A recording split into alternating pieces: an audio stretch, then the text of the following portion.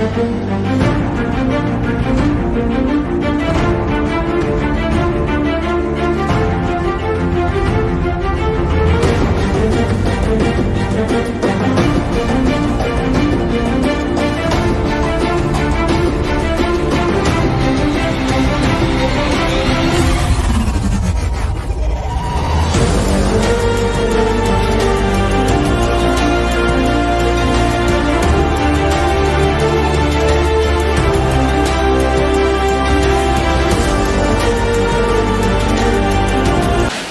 have the ready to start. 2, 1, 0. Booster ignition and liftoff of Shuttle Endeavour with NASA's spot.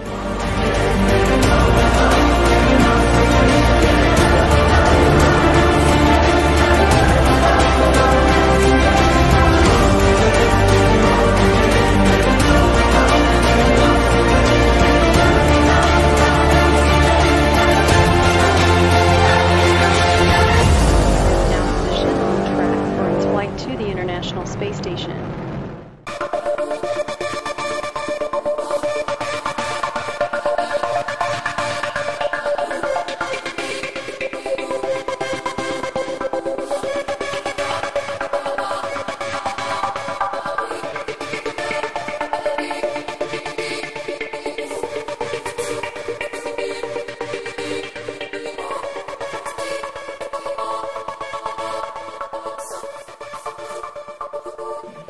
Nous sommes donc dans les locaux du SAU, sauvegarde d'archives. Voici donc monsieur Gilles Durand, qui boit son petit café. Voilà. La partie bureau.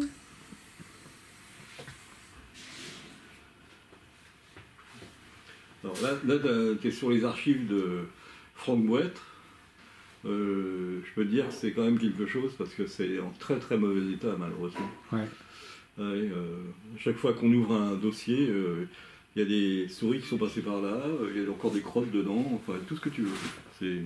Heureusement qu'ils sont pas tous comme ça les fonds, hein, parce que... Tu m'étonnes. Ouais. Il est énorme comme fond, hein. Tu as 2 épaisseurs de classeurs là. Hein, et ça va jusque là-haut. Hein. Mais je veux dire que là tu ouvres certains classeurs qui n'ont pas encore été ouverts depuis longtemps, l'état c'est catastrophique. Ok. Bonjour Gilles. Bonjour Jean-Louis. Ça y est, ça commence comme ça, la vieillesse. Hein. Ouais, c'est ça.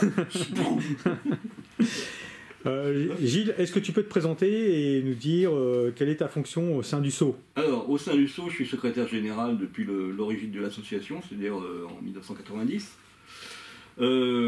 Personnellement, j'ai commencé l'ufologie active en 1969, j'avais 14 ans. Donc, tu vois l'âge que j'ai aujourd'hui, hein, tu fais 69, 14 ans, tu fais la... Je ne vais pas m'amuser à faire le... Oh, regarde, il y a quelqu'un derrière qui rigole comme un... Oui, mais lui, bon. il a pris du gras pour Noël. Oui, il a pris du gras pour Noël, c'est ça, ouais. Et donc, en fait, j'ai commencé à être actif. Donc, je suis très très vite, dès 71, j'ai été... j'ai donné ma cotisation, enfin, je me suis affilié au GEPA. Jusqu'à la fin, hein, jusqu'à les années 80, oui, ça s'est arrêté. Entre-temps, j'étais devenu membre du CEPI, donc une association locale d'Île-de-France qui se trouvait à Vanves, dans les Hauts-de-Seine, dont le président était aussi un membre du GEPA. Donc en fait, c'était une association LDLN. Oui, c'est ça, LDLN. Comme il y en a eu beaucoup qui se sont créés dans les années 70, hein, tout affilié à LDLN. Alors donc en fait on mangeait à tous les râteliers entre guillemets, donc LDLN, je sais pas. Alors qu'il y avait un peu un bisbille entre les responsables à l'époque, mais pas le bisbille était plutôt pour le GEPA, il était plutôt avec Ouranos, parce qu'il trouvait qu'Ouranos était vraiment pas sérieux. Mais il n'empêche que bon, quand LDLN faisait des soirées d'observation, il y avait le GEPA qui était de ça sert à rien, etc. Enfin bref, c'était les bisbilles de l'époque. Il y en a toujours aujourd'hui, les bisbilles, c'est sûr.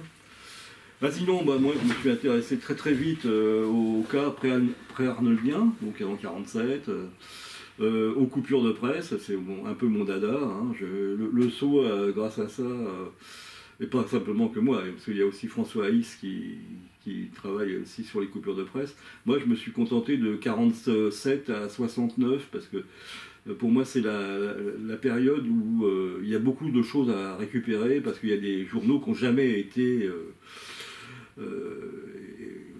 étudiés, on n'a jamais fait de recherche dedans. Il y a plein de journaux régionaux importants, je veux dire l'Est-Éclair par exemple, la Haute-Marne libérée. Il n'y a pas eu vraiment de travaux sur ces journaux pour en extraire les coupures de presse sur le sujet OVNI. Donc je me suis contenté de cette période. François Haïs, lui, il est plus large, hein, il va jusqu'à aujourd'hui, hein, il fait de la recherche de coupures de presse jusqu'à la période actuelle. Et pour dire que... Et on est loin, on est très très loin d'avoir, donc comme je le disais, tout exploité, donc ces journaux qui n'ont jamais été exploités. Ben, rien que là, dans la base des coupures de presse de 45 à 69, j'ai 16 000 entrées.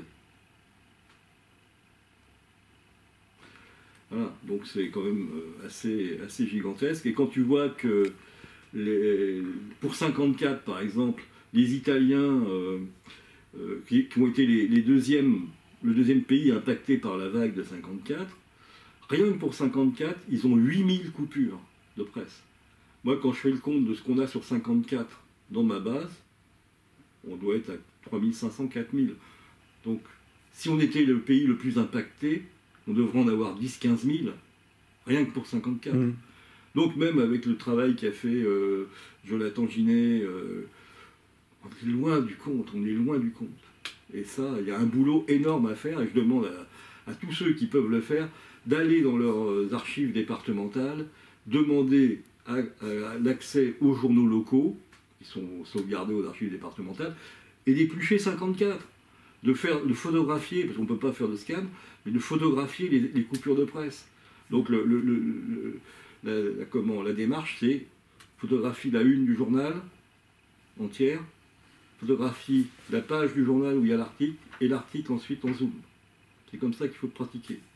Et tu fais une liste, tu fais un fichier et tu envoies ça au son. Voilà. Et pour préciser, la période de 54, parce qu'il y a peut-être des gens qui ignorent quelle était la période. Donc octobre 50, voilà. Ça commence vraiment à bouger fin août avec l'histoire d'une Norvégienne qui rencontre un pilote, confusion avec un hélicoptère, mais enfin c'est pas grave. Ça commence comme ça commence à bouger là. Et puis après septembre, octobre 54, ça se délite, ça se termine, si tu veux, ça s'effiloche sur novembre, parce que à partir de novembre, il se passe autre chose, c'est le début de la guerre d'Algérie, quoi. Donc là, ouais. Mais pendant 2 mois et demi, ça a été le délire complet, hein. Ça fusionnait de tous les côtés. Tu n'avais pas un journal où il n'y avait pas un article tous les jours, quoi. Qui se reprenaient les uns les autres avec les dépêches de presse, hein, que ce soit les dépêches de l'Associated Press, de Reuters ou de l'AFP. Donc, on reprenait les articles des couples, enfin, on reprenait les dépêches de presse, donc tout le monde les diffusait. Mais ce qui est intéressant aussi, c'est de voir que chaque organe de presse ne reprenait pas toujours de la même façon. Il trouvait un titre nouveau, il ne prenait pas le titre de la dépêche, etc. Il tronçonnait comme il voulait. Et puis après, il y avait des pages locales où tu avais des cas régionaux. C'est ça. Voilà. Et ça, il y en a plein qui nous passent. Là, on en a trouvé un dans l'écho de Châteaubriand, totalement inconnu. Je dirais une RR1. Tu vois, un témoin unique, malheureusement, mais une RR1 qui est totalement inconnue. Voilà. C'est dans une page régionale, quoi. Mais ça fait quand même 2-3 articles, des numéros différents de l'écho de Châteaubriand. Voilà, mais il y a, dans la vague de 54 qui a été énorme, il y a des jours où il y avait 40 observations par jour. Voilà. Il y a un boulot monstrueux à faire sur 54. Là, on a quelqu'un qui a travaillé aux archives de l'Allier. Elle a trouvé un titre de presse qui s'appelle le Centre républicain, qui s'est arrêté de paraître à la fin 54, justement. Donc, toute la vague de 54, elle est dedans. Personne n'avait jamais exploité ce journal. Voilà. Il a fusionné avec un autre journal ensuite. Mais, donc ce journal, personne n'avait été chercher quoi que ce soit. Elle l'a trouvé un peu par hasard. Elle a dit, bon, je vais prendre celui-là. Et puis, c'était donc jackpot. Sur 54, elle nous a sorti 25 ou 30 coupures de presse. Tu vois? Et ça, il y a ça à faire partout. Parce qu'il faut savoir qu'après la Deuxième Guerre mondiale, à partir de 1944, la presse, ça s'est développé d'une façon incroyable. Et chaque obédience, que ce soit religieuse ou politique, avait son organe de presse. Donc, par exemple, je parle de Montluçon, parce que c'était à Montluçon que cette personne a fait ses recherches. À Montluçon, tu avais 15 titres de presse.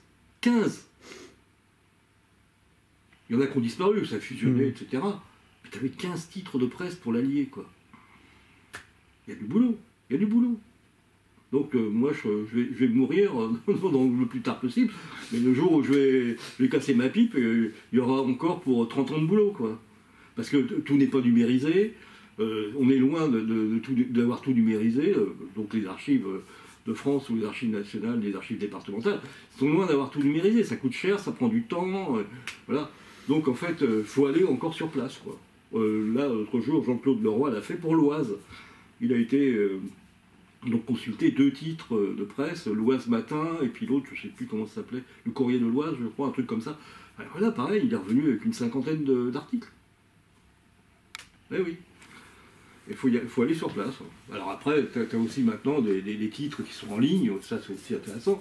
Que ce soit donc chez l'organe de presse lui-même, par exemple la République des Pyrénées a tout mis en ligne. Ça s'appelait au départ la 4e République des Pyrénées. Ils ont tout mis en ligne.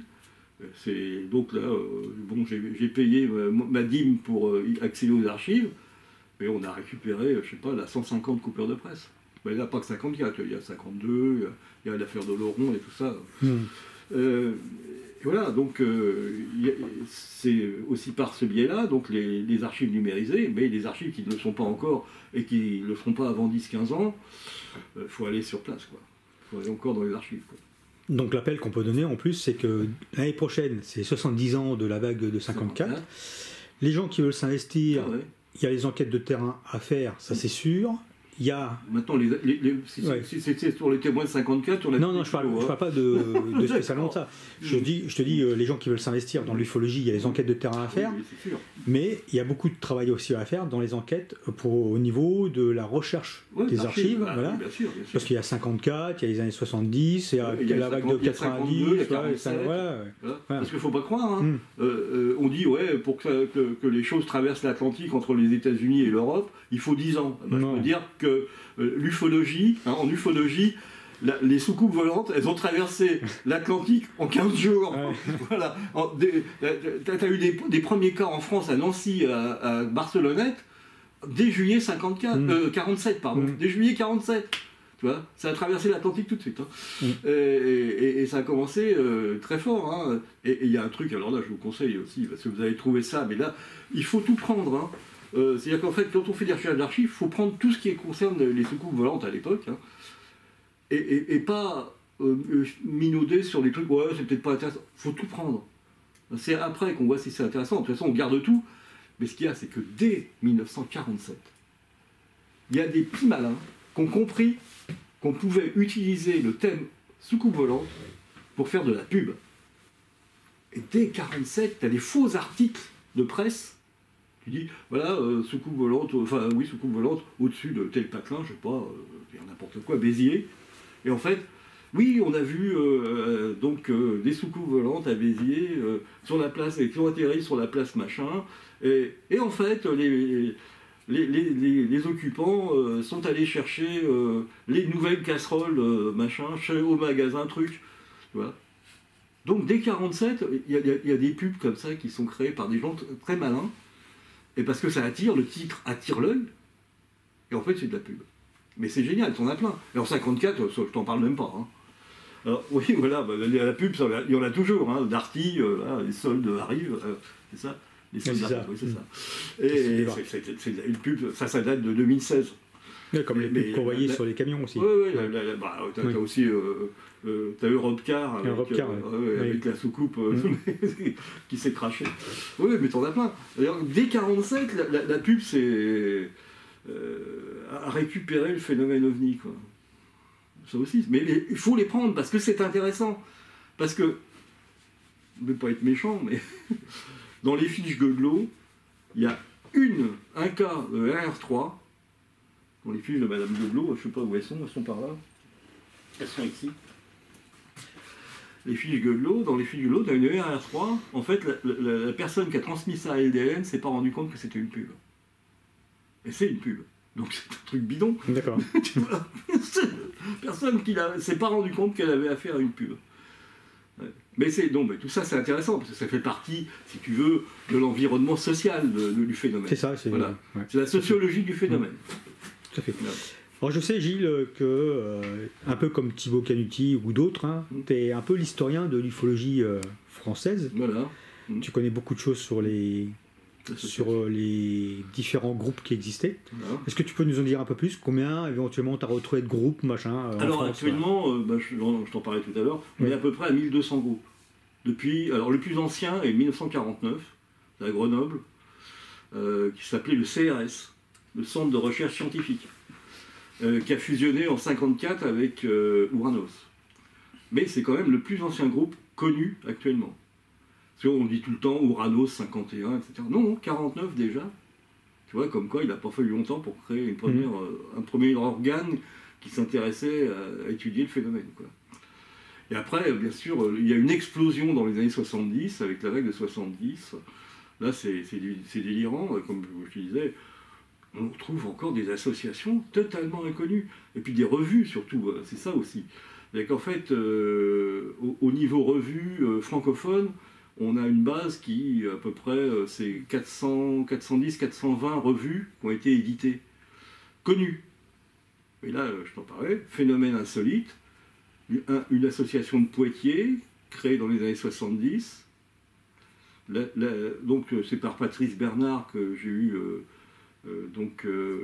accès à un exemplaire incomplet de la revue, d'un numéro, le numéro 7 de la revue, tu vois. Mais en fait, il y en a eu 6 avant. Combien il y en a eu après? On ne sait pas. Et ce groupe, dont le nom m'échappe complètement, là, tous les personnes faisant partie de ce groupe, qui sont dans la page d'accueil de la revue, la page du sommaire, complètement inconnues au bataillon. Et en plus, c'était une revue interne à l'association, donc elle n'était pas diffusée à l'extérieur. Et ça, des associations, moi je fais partie du CEPI. Le CEPI, il y a eu une revue qui a fait 4 numéros. Mais c'était uniquement des numéros diffusés aux membres, pas à l'extérieur. Donc, dans les 1200 associations, il y a peut-être des associations qui avaient des revues internes. On n'a jamais vu un seul numéro. Quand tu as ce genre d'accès à des numéros de revues internes, comme ce phénomène insolite dans cette association de Poitiers, tu dis, là il y en a, comme le CEPI aussi, tu dis, il y a ces revues internes. Là, je parlais du groupe d'André Bory, qui était donc qui avait été aussi responsable de l'IMSA. Quand il a créé son association, le groupe, il y a une revue, 35 numéros internes aussi, pas diffusés du tout. C'est pour ça que personne ne la connaissait d'ailleurs. Donc je pense qu'il y a plein de revues que l'on ne connaît pas encore actuellement, qui ont été éditées dans les années 60, 70, 80, 2000 peut-être, qui étaient réservées aux membres des associations. Et ça, donc, il y a encore aussi pas mal de recherches à faire. Ça, c'est mon téléphone qui sonne, mais c'est pas grave. Et il y a plein de recherches à effectuer autour de ça. Si vous avez entendu parler d'une association locale qui a peut-être disparu, mais même si elle est disparue, essayez de retrouver les anciens membres de cette association, savoir s'ils ont édité une revue, savoir s'ils ont des archives, etc. etc. Ou même si les gens ont fait partie d'une association qui a disparu et qui ont des revues, ils peuvent toujours s'adresser à vous. Voilà. Contactez le DLN, contactez le SO, allez-y, n'hésitez pas. Ok. Et justement, en parlant, parce qu'on va faire un peu court, on aura l'occasion de se revoir de toute façon. J'ai une réunion après, voilà. T'as rien à voir avec les ovnis. Jusqu'à maintenant, tu t'es présenté, on a parlé un peu d'histoire, vraiment très très très très court parce qu'il y a tellement de choses à dire. Exactement. Est-ce que tu peux en dire un peu plus sur le SO et un peu plus sur votre objectif. Voilà. Le Sceau, en fait, était créé en 1990 sur le constat qu'il y avait des associations, il y avait des ufologues déjà, qui étaient des pionniers, qui commençaient à disparaître, des associations qui mettaient la clé sous la porte, et puis il y avait des archives, mais qu'est-ce que ça allait devenir? L'emblématique, c'était quand même Marc Thirouin. À un moment donné, on s'est dit, on nous a dit qu'il avait détruit une partie de ses archives, entre autres les courriers. Aujourd'hui, c'est un peu mieux parce qu'on s'est aperçu qu'il y avait des gens qui aussi avaient sauvegardé une partie de ces archives. Il y avait l'association des amis de Marc Thirouin, d'ailleurs, dont on a récupéré les archives aussi, la AMT, en 2 fois. Et dedans, il y a les archives de Marc Thirouin, en partie. Entre autres, beaucoup de coupures de presse. Et là, dans les années 80, fin des années 80, on a créé ici en Ile-de-France un projet qui s'appelait ESAU, donc Essai de sauvegarde des archives ufologiques. Dans l'Est, au niveau du cercle vosgien, Lumière dans la nuit, ils ont fait des démarches auprès des archives départementales pour savoir comment sauver les archives du CNEGU. Et en fait, on s'est rencontrés, on s'est retrouvés, on se connaissait bien, on échangeait beaucoup. On s'est retrouvés donc à Gérardmer lors d'une session du CNEGU, et là, c'est là qu'a été décidée la création du Sceau. Et on a dit, mais qu'est-ce qu'on fait? Parce qu'en fait, le système affût, ou avoir tout chez soi, comme ici, là, tant que c'est pas trié, inventorié, ça reste ici, mais après, qu'est-ce qu'on en fait? L'affût, il loue des locaux, ils avaient une aide du gouvernement suédois, maintenant c'est terminé. Donc ils sont dans la merde. Parce que ils ont plein d'archives, ils n'ont plus de gens, plus assez de personnel pour les inventorier, etc. Parce qu'ils avaient aussi des gens qui étaient, si tu veux, des gens handicapés, des gens en réinsertion, et ils avaient un subside de l'État suédois. C'est fini. L'État suédois dit terminé. Donc le fait de garder ça dans des locaux privés, c'est pas bon. Il faut que ce soit juste transitoire. Donc c'est pour ça que le Sceau a décidé que ce serait cédé aux archives départementales proches de là où l'association ou la personne a été active, ou alors aux archives nationales. Et on a un énorme fonds de plus de 100 cartons d'archives, caisses d'archives aux archives nationales. On en a une quarantaine à Metz, une dizaine à Nancy et une quarantaine à Marseille. Voilà, aux archives départementales. Tout le monde peut y accéder. C'est ça, c'est ce que j'allais dire. Voilà. L'accès, on est citoyen, on paye des impôts pour ces gens-là, qui nous sauvegardent nos archives depuis des temps immémoriaux. Eh ben, t'as pas besoin d'être chercheur ou quoi que ce soit. Mm-hmm. Hein? Bon, si tu veux avoir le blanc-seing du Sceau pour y aller, tu peux demander au Sceau, on te fait un document, on l'a fait à, comment il s'appelle, je suis en train de chercher son nom, Manuel Virotte. Hein, Manuel Virotte a utilisé entièrement les archives que le Sceau avait sauvegardées à Marseille, à Metz à l'époque, il n'y avait pas encore Nancy, et ici à Pierrefitte. Bah, à l'époque c'était encore à Melun, enfin à Fontainebleau, pardon. Et il a utilisé, pour faire ces 2 bouquins, les 2 premiers, il a utilisé les archives du Sceau presque essentiellement. Mm-hmm. On lui a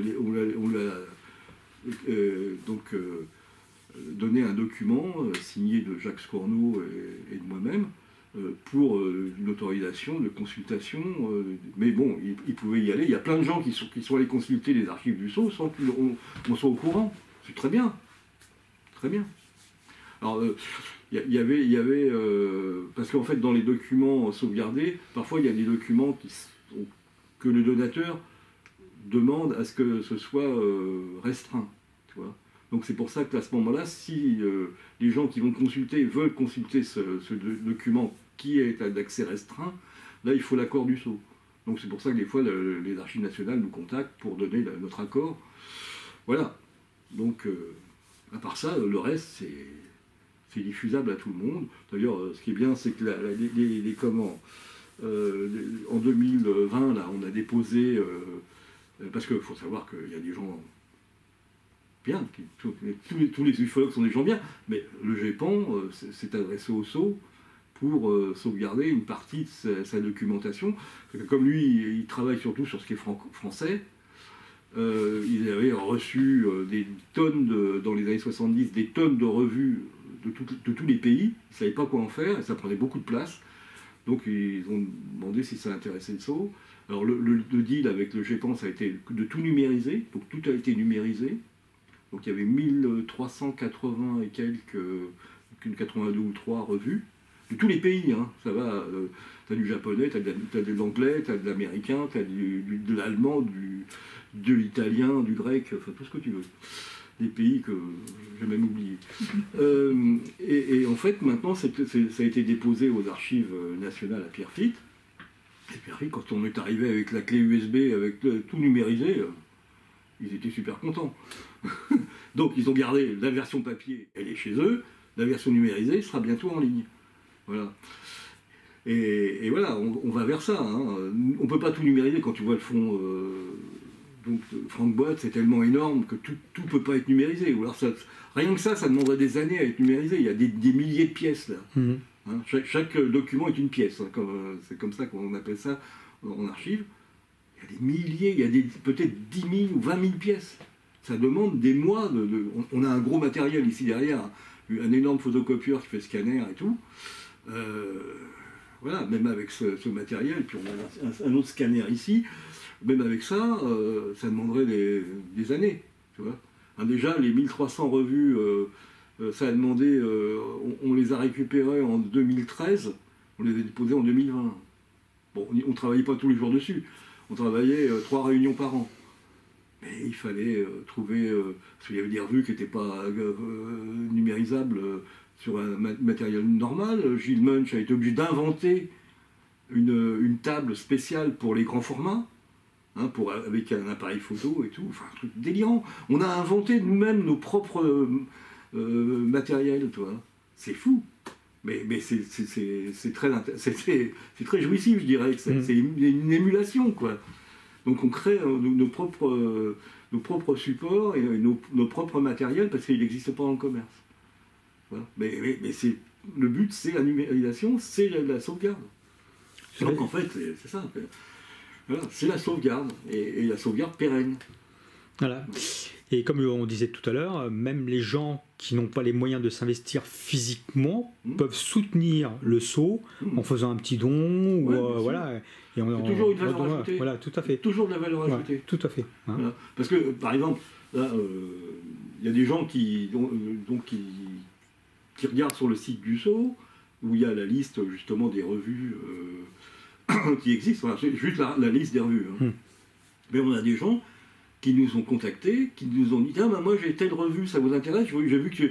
Parce qu'en fait, il y a un code couleur, hein. Quand c'est orange, c'est qu'on sait qu'il existe, que quelqu'un là, donc on sait que dans un fond, une personne qui garde encore ses archives, il y a ce numéro de telle revue. En jaune, c'est quand ça a été numérisé, et en gris, c'est quand on ne sait pas du tout.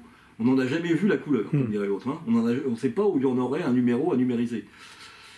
Et bien cette personne a dit, voilà, j'ai tel numéro, est-ce que ça vous intéresse que je vous le numérise? On a dit ok.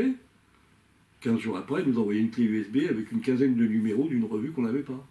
Voilà, ça aussi c'est une façon de travailler. Alors bon, tu n'es pas obligé de nous l'envoyer avec une clé USB, tu peux faire ça par WeTransfer, hein, c'est pareil, ça marche bien aussi.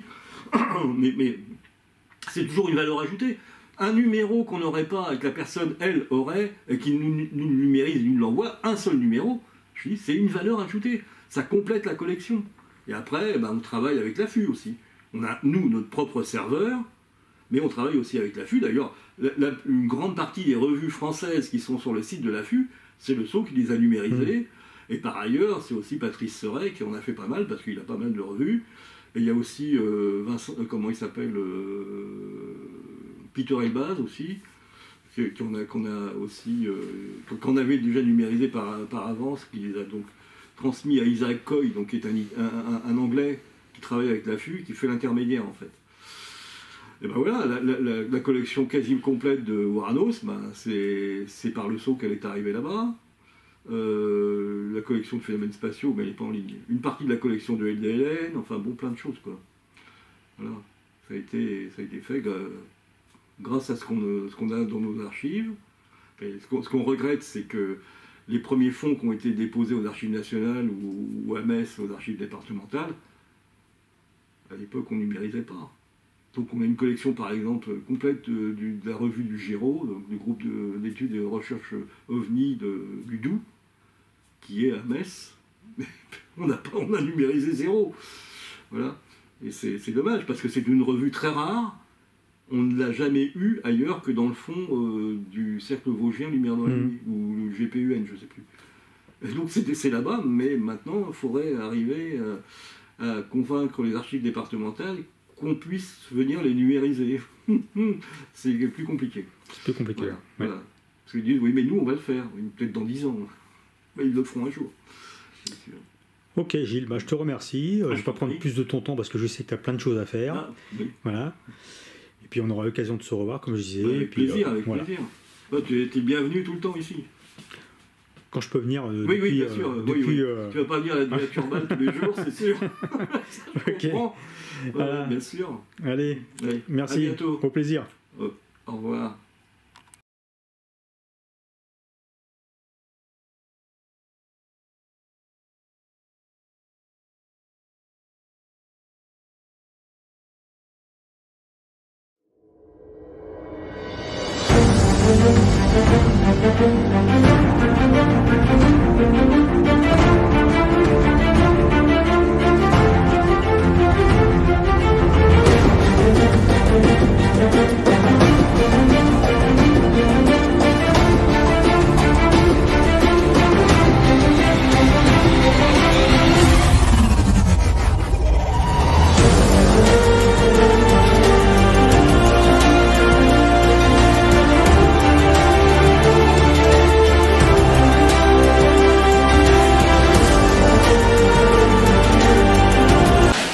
We have the filter ready to start.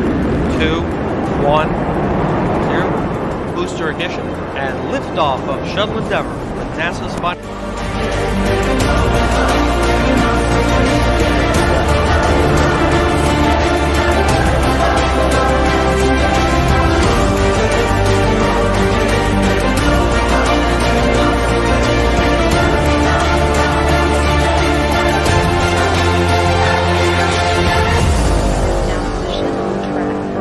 to the International Space Station.